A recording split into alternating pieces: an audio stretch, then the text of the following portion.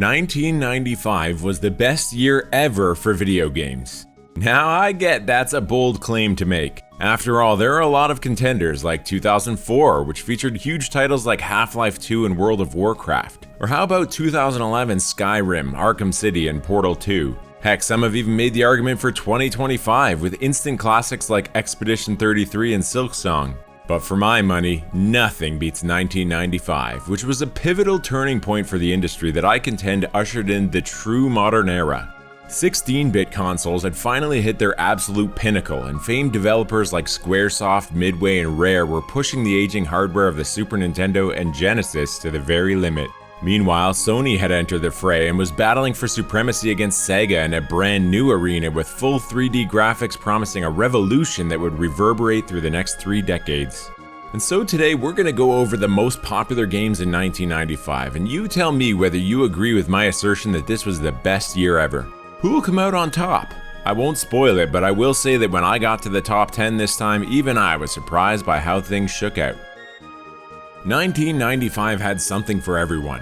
There were groundbreaking RPGs, polished and smooth platformers, and cerebral strategy games. Gamers were truly spoiled for choice, but when you look at all the genres available at the time, one stood out way above the rest in terms of sheer cultural dominance: the fighting game. So it's fitting that our first entry is Virtua Fighter, Sega's exclusive fighting game that would go on to launch a successful and long-lasting franchise, and would do its best to do the same for Sega's new flagship console. And it was a worthy attempt. The graphics of the game, which actually released in late '94 in Japan, were pretty awe-inspiring at the time, and the music was almost CD quality and masterfully composed by at the time relative newcomer Takayuki Nakamura. And the stylish polygon characters moved about with a never-before-seen level of convincing realism. Virtua Fighter was a hit, especially in Japan, but as we'll see, they were up against some pretty fierce competition, meaning this game alone wouldn't accomplish its goal of shipping more units of the fledgling Saturn. The final entry in the original Road Rash trilogy came out in 1995, and when it did, it proved a proper cap on a series that had quite aptly encapsulated the blast processing, fast-paced, and extreme image of the Genesis era of Sega. Developed by EA, the third Road Rash is pretty similar to the first two in both gameplay and visuals, though there are some minor upgrades to things like the character sprites, enough to justify the purchase for those who already had the first two. Another exciting addition is the expansion of the setting to include locations around the world, such as Japan and Italy. This final Road Rash game on the Genesis would prove to be the most successful commercially, and was well received by fans and critics alike. Well enough, in fact, to justify sequels on the PlayStation and N64 in the years that followed. The FIFA franchise reappears on this list after debuting in '93 but then dropping off in '94. The reason for the temporary fall-off was largely due to an exclusivity deal between EA and Sega for FIFA Soccer 95, which made the title a Genesis exclusive. It's hard to know for sure whether this was a smart business decision or not, but two things are certain. It definitely hurt the second game in copies sold, so much so that it didn't even make the top 40 last year, and EA chose not to renew the deal in '95 with a third game in the series, FIFA Soccer 96.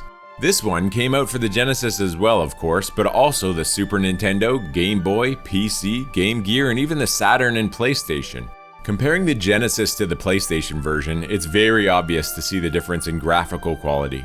Having said that, the fact that the 16-bit isometric view that EA, or Probe Entertainment, who EA had subcontracted the SNES version's development to, was able to achieve on the previous generation isn't comically bad looking next to its next-gen counterpart, just goes to show how far the fourth generation was able to push things. Mech Warrior 2, contrary to the name, was actually the fourth Mech Warrior game to be released by Activision, though it was only the second game to come out on the PC, where the series all began way back in 1989. But the true beginnings of games like this go back way further than that. Fans of classic PC mech battling will of course be familiar with 1980's Battlezone, for instance, with wireframe 3D graphics that were revolutionary for the time. Games like Mech Warrior 2, which brought the genre to a wider mainstream audience than ever, owe a debt of gratitude to these pioneers. And there's even a bit of a nod to these forefathers in the bottom left, with the game's innovative 3D wireframe health display that harkens back to earlier times. This will be the last time we see Sonic the Hedgehog, the first ever game in the massive Sonic franchise, on this list. This game had a great run, appearing in every video in this series since it made the top 5 in 1991 and then leapt ahead to top out at number 4 the following year. It's appropriate that this classic platformer makes its final appearance in '95, just as Sega moves on to the next chapter of the console war and Nintendo's not far behind.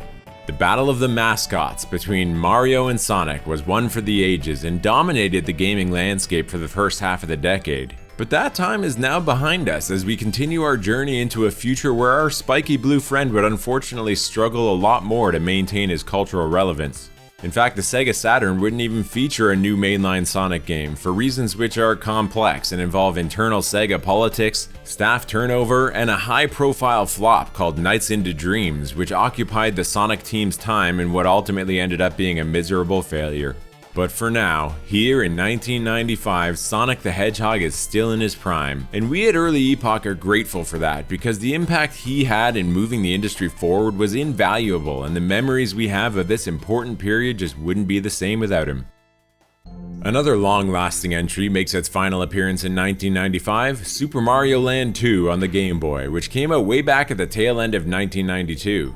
We've talked in previous videos about how weird and unique the Super Mario Land series is, owing to its interesting power-ups and mechanics and strange character designs. One good example is this guy, a humanoid vampire-like enemy that might not seem all that weird until you stop and really think about it. I'll give you a second here, but can you think of any other humanoid enemies in any Mario game? Anyone? I know I can't. I mean, there's Shy Guy, but we don't really know what he looks like under the mask, so I don't think I really count him. If you can think of any, by all means, please let us know in the comments. In the meantime, we did a little digging, and it turns out this vampire guy, who only shows up once in any Mario game, here on the first stage of the Pumpkin World of Mario Land 2, is called Kuro Kiura. He just sits there throwing bats at you, and that's all we really know about him. However, we did a little more digging, and we found out that he's also appeared in a couple of mangas, such as one trilogy by Kodansha, where he's revealed to be Wario's right-hand man and is eventually killed by Luigi with garlic and onion soup, though he does revive after that. A major contribution to the Mario universe that wouldn't be the same without him? Maybe not, but still, you can't help but feel glad he exists, if only to see the weirdness Nintendo is capable of when they stray from the norm. Big things were happening on the PC in '95, and you probably know what I'm talking about before I even say it because it's right there in the name. That's right, the wildly successful Windows 95 came out in August and immediately took the world by storm. Microsoft had spent a reported $1 billion on marketing the new operating system, and the result was an unprecedented influx of new PC owners and those who upgraded from earlier systems and wanted to make the most of the modernizations. What this meant for games like The Seventh Guest, which had pioneered CD gaming in the year or two prior, was that there was now a whole new audience craving the biggest and best. Word of mouth and positive critical reviews helped too. This all came together to significantly lengthen the game's tail, and so The Seventh Guest maintains its spot in 34th, actually increasing its number of copies sold in this, its third year since release. Another 1993 title a lot of people were still playing was Disney's Aladdin, the dueling platformer that split fans by giving very different experiences on the Sega versus Nintendo platforms, with most concluding that the Genesis version came out the victor. But here in 1995, the game took perhaps a very unexpected turn by coming out for two more consoles, the Game Boy and the NES. You heard that right, officially licensed ports were made for both systems by a studio called NMS Software. And they have all the drawbacks you might expect, including cut levels, choppy frame rates, and gameplay that's almost bizarrely sluggish. There were some bright spots though, like the Game Boy version's music and character animations, which were surprisingly good. And frankly, you always expect a little bit of a functionality gap for a handheld port. But consumers on the NES were disappointed, though, at least in some countries, they did have available to them another path to playing Aladdin. A somewhat darker path that could only be spoken of in hushed whispers. You see, the infamous Hummer team had been working on a version of their own, which also released in 1995. The bootleg hacker group came out with an NES version that is by far superior to the officially licensed one, and despite its questionable ethical and legal origins, maintains a cult fan base to this day. As we hit the mid-90s, the makers of sports titles, especially EA, have come to the realization that they can get away with releasing a whole new game every single year just by changing the number on the title. The first such game on our list is NHL 96. Now, to be fair, at least back then, they did try to add some major new features to make the purchase seem worthwhile. For example, NHL 96 added things like fighting, which you can toggle off in the settings if you want, a deeper season mode, and slightly sharper overall graphics with more animations on the Genesis and Super Nintendo versions. But the big difference shows up when you look at the PC version of the game. This version took a huge leap forward by introducing real-time 3D graphics to the series. This was an important step forward in realizing the long-term vision of sports gaming that actually looks like a real-life game being watched on TV, a goal developers have largely been chasing ever since. When it came out in 1995, the PlayStation exclusive Air Combat proved the system's graphical capabilities perhaps better than any other game. Just looking at it, even 30 years later, you have to admit this is a pretty great looking and reasonably realistic flight simulator. You can call it hyperbole all you want, but honestly, if you told me this was a $500 million military-grade flight sim meant to train pilots for actual combat in what war was going on in 95? Bosnia? Was that 95? Anyway, I'd totally believe that. And so if I'm being honest, what confuses me is the contemporary critical reception the game received, which largely focused on the addictive arcade-like gameplay as far as positives, and actually criticized the graphics. This criticism was fairly unanimous, and I think a lot of it might have been a bit unfair, especially those who compared the game to its predecessor Air Combat 22, which benefited from having a whole massive arcade cabinet powering it. Nonetheless, Air Combat wowed gamers enough to be a commercial success and rounds out the first 10 games on our list. While fighting game exclusives were an important weapon for the combatants of this next phase of the console wars, there were of course many multi-platform ones that succeeded to varying degrees to capture a slice of the market. Battle Arena Toshinden, which came out for both the PlayStation and the Saturn in '95, is a fascinating example. We're going to look at a side-by-side in a second, but before we do, it's important to note that the Saturn version actually came out more than a half a year after the PlayStation version, an enhanced re-release Sega marketed as a remix. This remix features a very welcome story mode, a new character, and interesting anime art on the character select screen. But other than that, the two games are very similar, which makes this a prime opportunity to show a bit of head-to-head between the two 5th-gen titans. And when you do this, I must say the comparison is not exactly flattering for the Saturn. The most glaring issue is its inability to do transparent polygons, so instead you have this weird checkerboard mesh effect, which might not look that bad except when you put it next to the PlayStation version, which objectively just looks far better. Consumers agreed, as the PlayStation version of Battle Arena Toshinden ended up selling more than 10 times as many units as the Saturn one. Sonic & Knuckles will be the last Genesis exclusive game on this list, as the aging console is all but abandoned by Sega in 1995, their attention shifting to their big 3D bet, the Saturn. In fact, this may just be the last time a Genesis exclusive will ever appear in this series, as in 1996 and beyond, the only major Genesis games to look forward to, the only ones that I can think of off the top of my head anyway, are multi-platform sports franchises and Sonic 3D Blast, which technically isn't an exclusive since it also had an ill-fated Saturn port. But for the moment, again, here in 1995, we get to still pretend Sega might have had a bright future ahead in the console industry. And the innovative Sonic & Knuckles, with its lock-on technology, is still generating a tidy profit. Having come out around the same time as Donkey Kong Country in 1994, and backed by a $45 million marketing campaign, there was a bit of a battle of the big revolutionary technological breakthroughs, with Sonic's special cartridge feature going head-to-head with DK's pre-rendered 3D graphics. Ultimately, even though Sonic & Knuckles was fairly successful and fairly innovative, it underperformed compared to Sonic 1 and 2, and most of the spotlight was hogged by Donkey Kong after all. Another PC game that maintains its spot around the same place as last year is Bullfrog's Theme Park. This time though, the main reason for the boost is a release on consoles beyond the 3DO that it did last year, with ports coming out for the Genesis, Super Nintendo, PlayStation, and Saturn, all of which did fairly well in Japan and Europe despite failing to break through in North America. The game's lead designer and chief programmer, Demis Hassabis, was only 17 years old when he worked on Theme Park. A pretty astonishing feat for a guy that would go on to have an impactful career outside of gaming, as believe it or not, Hassabis would go on to co-found a machine learning AI startup called DeepMind, which was acquired by Google of course in 2015 for $500 million, eventually culminating in the development of Gemini, which as of this video is indisputably one of the most powerful large language models in existence.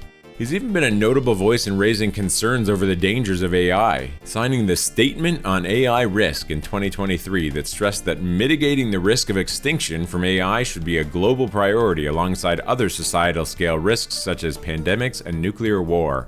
Agreed.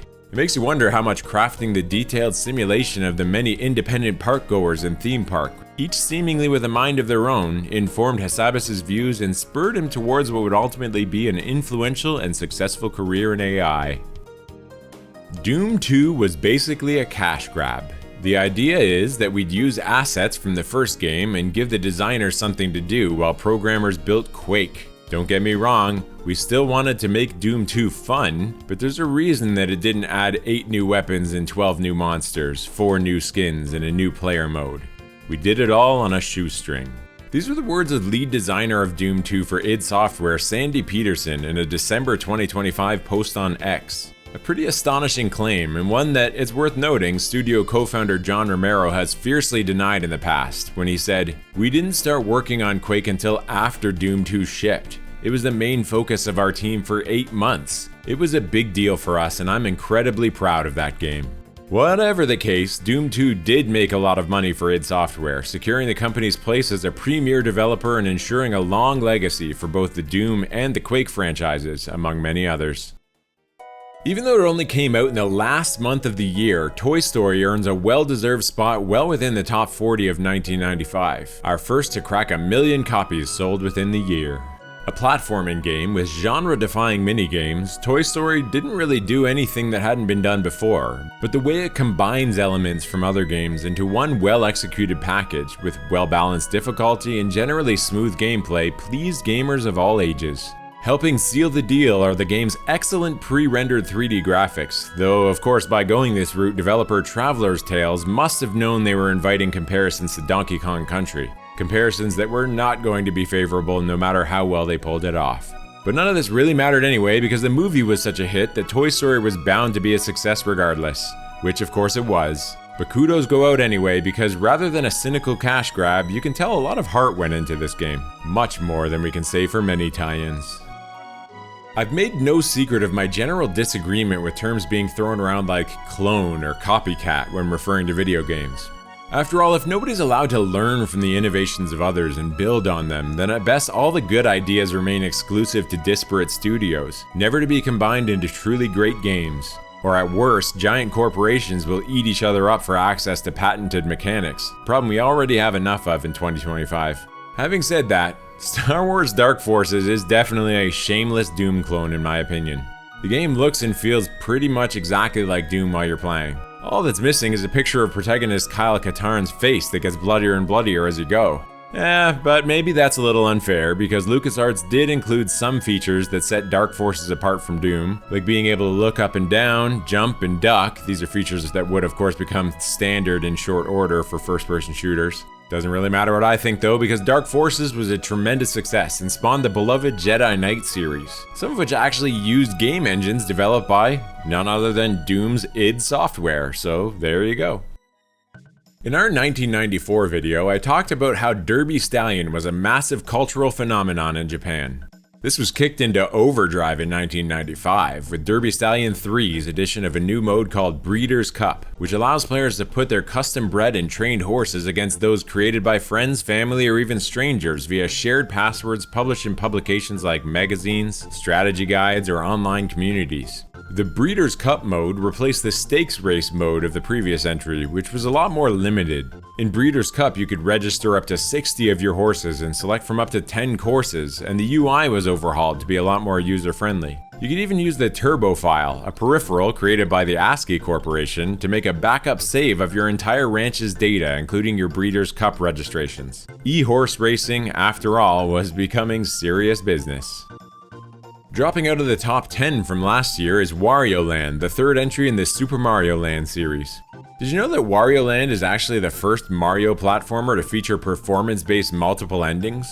Depending on how many coins you collect as Wario, the new home you're rewarded with at the end of the game will be increasingly more impressive. This ranges from a birdhouse to a tree trunk, a log cabin, a pagoda, an impressive castle, and finally an entire planet with Wario's head plastered on it. The mechanic adds a certain level of replayability that's always welcome in a platformer, giving you a reason to try again even after you beat the whole thing. And the game even tells you as much, since if you fail to get the best ending, there will be a message that shows up after the credits telling you to please retry, with any levels that have treasures you missed highlighted on the map.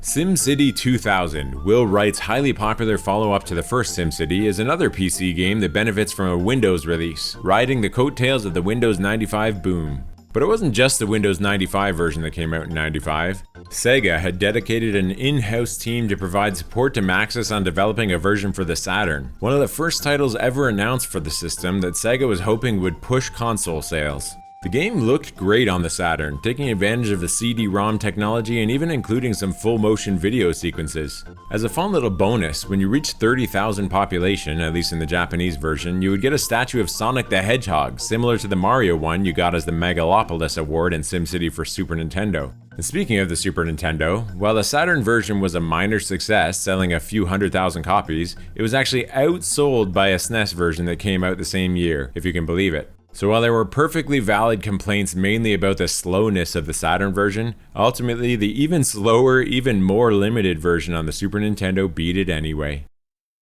Donkey Kong for the Game Boy, which came out in '94 but really hit its stride in the following year due partly to hype surrounding Donkey Kong Country, provided a very different take on the famous ape. This one goes back to the roots of the franchise, with DK as the villain who's kidnapped Pauline, forcing Mario to make his way through an impressive 101 stages of puzzle platforming fun to rescue her. If you've never played this game but it looks familiar to you, that's probably because it spawned an entire sub-series of similar puzzle games called Mario vs. Donkey Kong. If you don't pay a lot of attention to the DK franchise or to puzzle gaming, you might not realize just how big and successful the Mario vs. Donkey Kong sub-series is. Mario vs. Donkey Kong, including this first title for the Game Boy, has sold well over 15 million copies over the years. An impressive haul that shows just how well a simple concept, realized with care and attention, can turn out. You can just see it, can't you? Not literally, but with your mind's eye. The execs of Atari are sitting around a table in a boardroom in 1994, wondering how they can cash in on the increasingly lucrative fighting game genre when somebody has a stroke of genius. Dinosaurs. Unleash the fury of rage with giant fighting dinosaurs. Yes, unleash the fury of rage, let's use that. Ooh, and we can have a huge King Kong ape god that fights them. You gotta admit, there's a certain genius to that idea. They knew their target audience and they went right for it, even developing toys, comic books, novels, and other merchandise to milk the new IP for all it was worth. Primal Rage was a huge success for Atari, who made even more from merch than they did from the impressive video game sales haul. A sequel was a no-brainer, and by 1995 work had begun. But halfway through development, Atari suddenly cancelled the project due to financial troubles owing to difficulties keeping up with the shifting industry, a settlement with Nintendo over a lawsuit over Tetris that had been dragging on for the better part of a decade, and ultimately a sale to WMS Industries following an unsuccessful bid from company co-founder Nolan Bushnell. In a rather shocking twist, Sega's new exclusive fighting game franchise appears in 1995 for the second time with Virtua Fighter II. And looking at this game, which came out in the latter part of the year, provides a fascinating view into how fast technology was advancing in the mid-90s. The graphics here are frankly beautiful, and despite being far from the best-selling fighting game on this list, which you'll see as we continue along, it might just be the best-looking one, and for many fans, maybe even the best all-around. Virtua Fighter II boasts smooth 60 FPS gameplay, hundreds of new moves, extra characters, new arenas, and an even more impressive soundtrack than the first game, including full voice samples. The game was unanimously acclaimed by critics and players, making a third entry as a launch title for the Dreamcast a high priority. Basically tying Virtua Fighter II in 1995 copies sold is Sony's rival exclusive Tekken, which holds the honor of being the first ever PlayStation game to break the million copies barrier. More than 3/4 of those sales came from Japan, where Tekken was in the top 5 best-selling games of the year. Like Virtua Fighter II, Tekken featured 60 FPS, albeit at a lower effective resolution. Making up for this, perhaps, is the impressive 23 available fighters, which some enjoyed for the variety, though others pointed out the weirdness of some of them did detract somewhat from the immersion. Overall, most considered Virtua Fighter II to be the better of the two exclusives, though it's undeniable that Tekken left a larger impression in the long run, given as of 2025 the franchise has topped 60 million copies sold. This compares with only around 6 million for Virtua Fighter, owing to its ill-fated start on a console that would ultimately prove a failure. But shockingly, neither of these games was the best-selling exclusive fighting game of the year, as we'll see later on. Tetris, a game that came out all the way back in 1989, has fallen out of the top 10 for the first time in 1995. I don't know whether to be more shocked that this finally happened or that it managed to cling on to such an extreme level of success for such a long time. There's this weird melancholy feeling that I'm getting while looking at footage from Tetris for what's likely to be the penultimate time. Kind of like that feeling you get when you're about to finish a really long game that's given you countless hours of fun. You almost wish you could pause time and just live here a little while longer, here in an age of gaming where sometimes the simplest ideas resonated the most. By 1995, tens of millions of people had played Tetris. More copies of Tetris had been sold for the Game Boy and the NES than any other game ever made. This despite lacking a story, recognizable mascot, or cutting-edge graphics. I think there's a lesson to be learned from that. I just wish more modern studios would bother to heed it. The only returning Gen 5 title from our 1994 video, where it featured as an honorable mention with an impressive 421,000 copies, which nevertheless proved insufficient to make the top 40, Ridge Racer gained momentum the following year with a successful global release. This PlayStation port was a full remake developed from scratch by the original arcade team in just 6 months, since the console's architecture differed vastly from Namco's cutting-edge System 22 arcade hardware. Visual director Yozo Sakagami remembered in an interview, "The most difficult thing was to provide the experience that you are really driving a car, since Ridge Racer in the arcade was a real driving experience with steering wheel, pedal, seat, and so on." There were several colleagues who thought that these elements were important, and they believed that the game controller for PlayStation 1 couldn't be the same. Hence, we had the arcade version of Ridge Racer at the development studio, and we played it every day in order to gather the feedbacks about both arcade and console Ridge Racer game.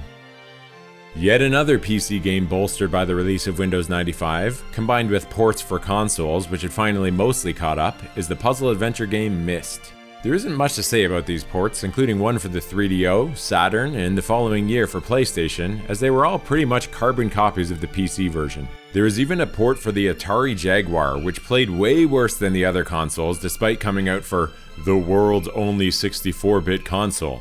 Ahem. The less said about that one, the better.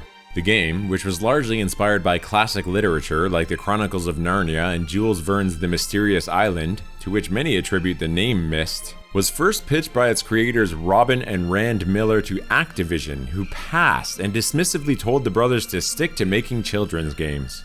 Japanese developer Sunsoft stepped in right as the duo was running out of time and money, which ended up being a great move for all involved, except Activision, who missed out on a huge game that would go on to earn close to $250 million over the rest of the decade. Dropping a few spots from 8th in 1994, NBA Jam saw renewed sales in 95 with an update called the Tournament Edition, which saw it expand to the major 5th-gen consoles, plus the Jaguar, which we don't talk about that one. The game was even a launch title for the PlayStation in North America, which was a great introduction to Western audiences that helped solidify Sony as the early leader in this new chapter of the console war story. The gameplay of this new edition is more or less the same as the original, but with a couple new features and Easter eggs thrown in to justify a repurchase. There's a bit of a funny quirk to NBA Jam that was long suspected but only confirmed many years later by lead designer Mark Turmel, who explained, "If there was ever a close game and anyone on the Bulls took a last-second shot, we wrote special code in the game so that they would average out to be bricks. There was the big competition back in the day between the Pistons and the Bulls, and since I was always a big Pistons fan, that was my opportunity to level the playing field." Yep, 1995 had another Madden NFL game, of course.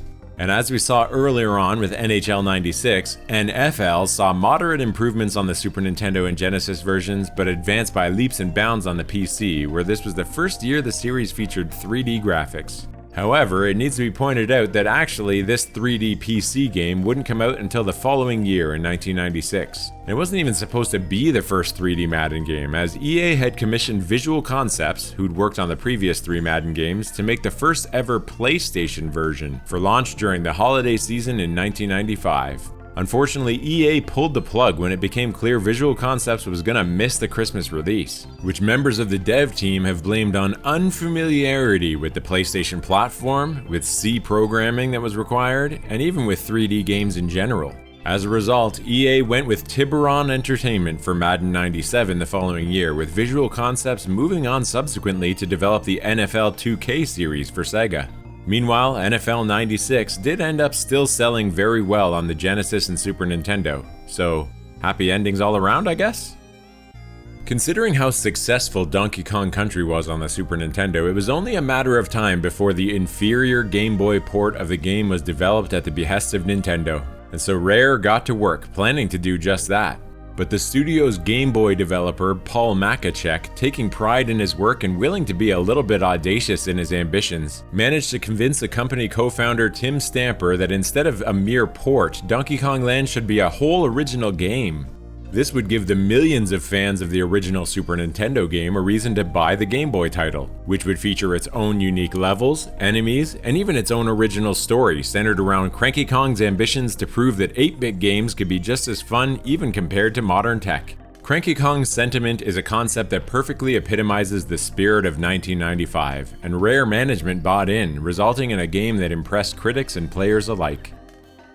As Sega and Sony battled it out for dominance in next-gen 3D exclusive fighting games, while Midway and Capcom happily chugged along playing all sides, Nintendo wasn't about to lie down and let its competitors run away with this lucrative genre. And so despite the odds, Nintendo gave it their own shot, and the results were nothing short of spectacular. Killer Instinct began life as the creation of Ken Lobb, a game designer at Namco who had first pitched the idea there. Namco turned it down, instead focusing on Weapon Lord, a fighting game outsourced to Visual Concepts, which would go on to flop. Meanwhile, Lobb joined Nintendo and was quickly shipped off to Rare, who had ambitions to make their own fighting game. The game was a hit, beating out both Sony and Sega to become the best-selling fighting game exclusive of the year. The unique 3D rendered character models were a standout draw for Killer Instinct, in addition to excellent controls, an intuitive combo system, and impressive all-around visuals owing to Rare's signature focus on innovation. You see, normally the SNES picks from a palette of around 32,000 colors, but can only display 256 at a time. Rare used a clever trick with Killer Instinct by using the Mode 1 main screen for base graphics and the subscreen for highlights and shadows, such that the system adds the RGB values from both screens as if mixing paint colors together. This color math technique was of course nothing new, but the way that it was used here to create 512 distinct glossy shades on pre-rendered sprites represented close to the absolute peak of what was achievable, and the result was well-earned acclaim and the launch of a new IP that saw Nintendo on top again, at least for now.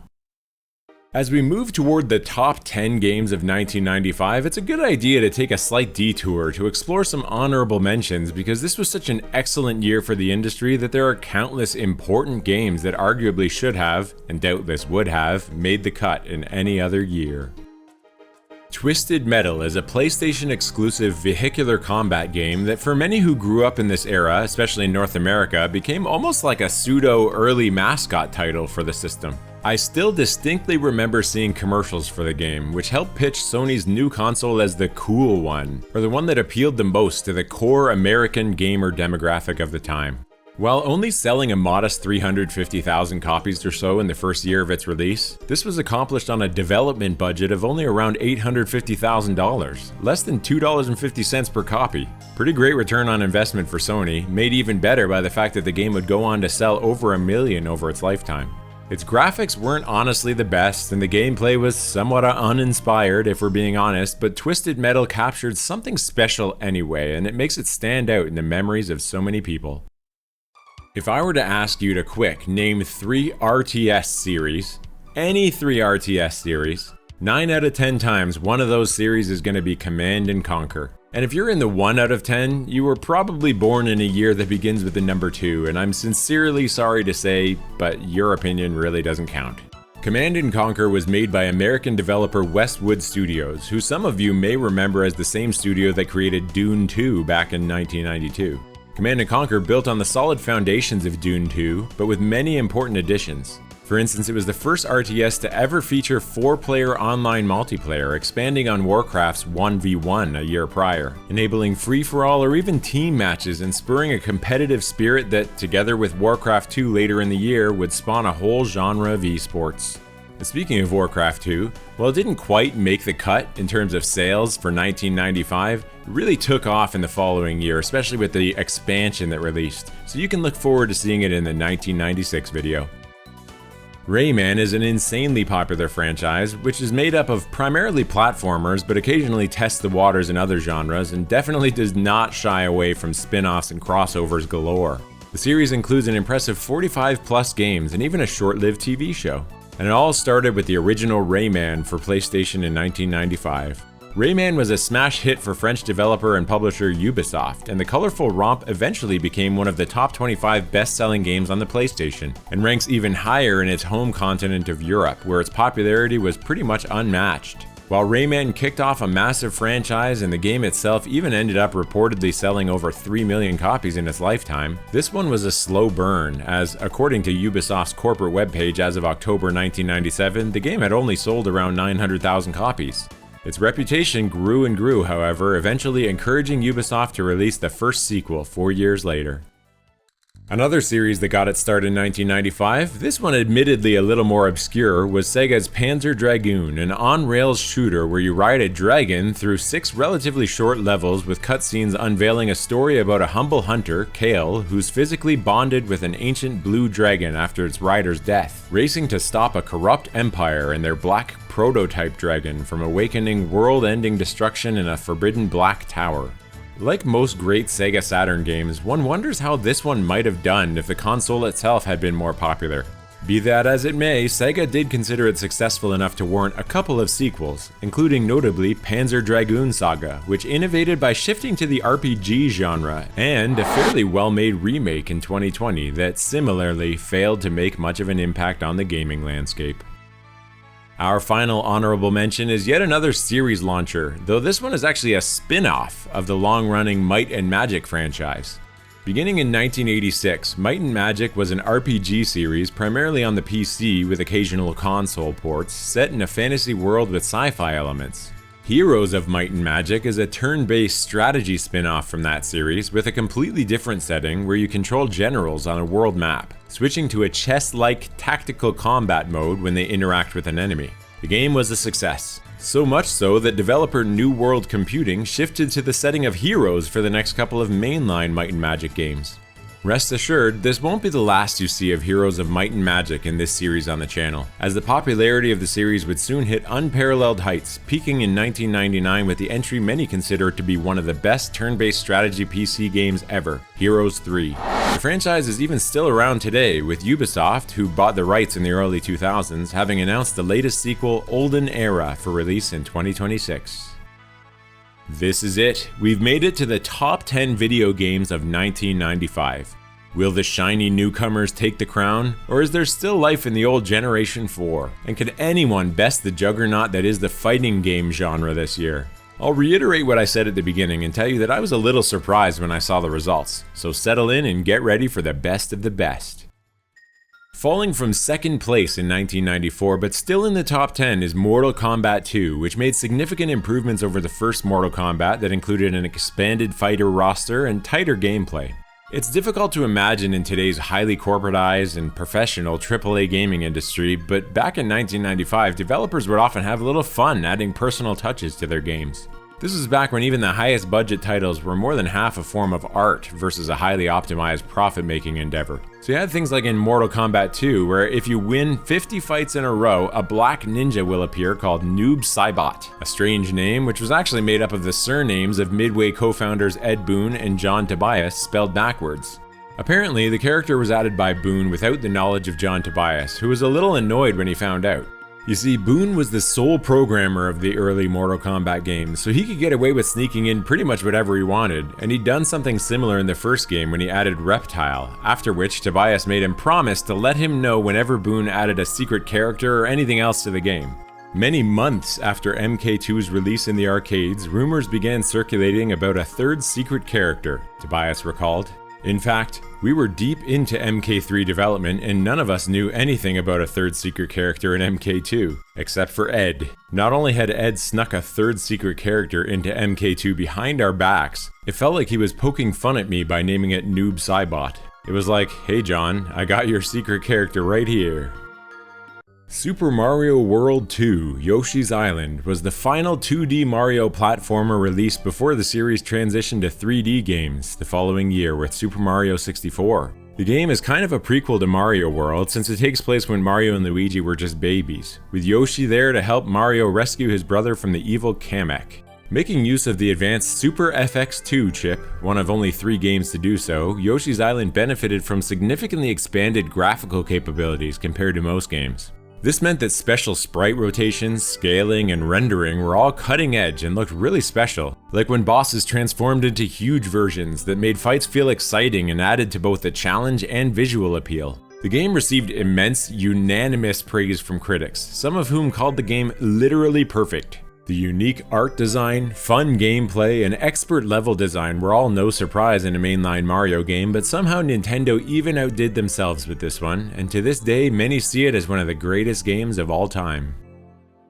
Making its 3rd appearance in a row in the top 10 is Super Mario All-Stars, which had taken over most console bundles from Super Mario World, which was a great deal for those who still didn't have a Super Nintendo since by now the All-Stars bundle included World as well. So as I mentioned in an earlier video, and as is well known, All-Stars was the first ever North American release of The Lost Levels, or as it was called in Japan, Super Mario Bros. 2. To celebrate, Nintendo Power held a contest where winners could claim a certified Mario Maniac badge along with a certificate signed by Nintendo Power staff. The contest announcement said, "We're giving you a chance to show us what you're made of, and we'll award anyone who can reach World 9 of this poisonous pack with a badge of honor. Here's the catch. You can only reach World 9 of the Lost Levels if you play every single tortuous level. Absolutely no warping. If you try to take a shortcut, you'll skip from World 8 to Bonus World A. Send us a photo of your accomplishment, and we'll send you this great iron-on patch. Just pause the game and take a picture of the screen with World 9 clearly displayed in the corner. Get stompin', the deadline is October 31st, 1993. You can still find badges kicking around today, so if you've got the skill to reach World 9 and a few $100s to spend, you too can be a certified Mario Maniac. Chrono Trigger is a once-in-a-century game. Its singular and unique exceptionalism is in large part owed to what was dubbed the Dream Team of 5 creators assembled by Square to build something truly special. This all-star collaboration brought together legends from the JRPG world that included Hironobu Sakaguchi, the creator of Final Fantasy, who was the game's producer and supervisor, overseeing the game system, monster designs, and contributing innovations like the New Game Plus. Yuji Horii, the creator of Dragon Quest, the writer who shaped the time travel plot and brought a unique charm and classic elements like the silent protagonist. Akira Toriyama, famous artist and creator of Dragon Ball, who'd worked on the Dragon Quest series and contributed character, monster, vehicle, and era aesthetics, and also provided input on the story. Nobuo Uematsu, the composer famous for creating the music for the entire Final Fantasy series. And Kazuhiko Aoki, designer and producer responsible for battle design in Final Fantasy III and IV. In addition to these legends were a team of over 50 others, many of whom would go on to become legends in their own right, like directors Yoshinori Kitase and Takashi Tokita, or Yasunori Mitsuda, for whom Chrono Trigger was amazingly his first ever game as lead composer, and wow, what a way to start your career. Square spared no expense, and the result was a game that many, including myself, considered to be the best video game ever made. The Dream Team immortalized themselves with a secret ending you can unlock in the game where you meet cartoonish avatars of the team along with playful or memorable quotes from each. Rocketing up from 14th place in 1994 is The Lion King, which performed well throughout the year on the back of the game's overall quality and the continued success of the movie, which grossed hundreds of millions of dollars in home video sales and indeed became the best-selling home video release of all time, a title it held until Finding Nemo dethroned it in 2003. Interestingly, it wasn't until this year, 1995, when the game finally came out for the NES, which it did only in Europe. This makes The Lion King the final ever official NES game to be released in Europe, or anywhere, actually, since Japan and North America had each gotten their final releases in 1994. Too bad though, the NES version was just a lazy port of the Game Boy version, which was obviously already far inferior to its 16-bit counterparts. It's unfortunate that the last official PAL release for such an iconic system, and a game for such a great movie, had to turn out this way.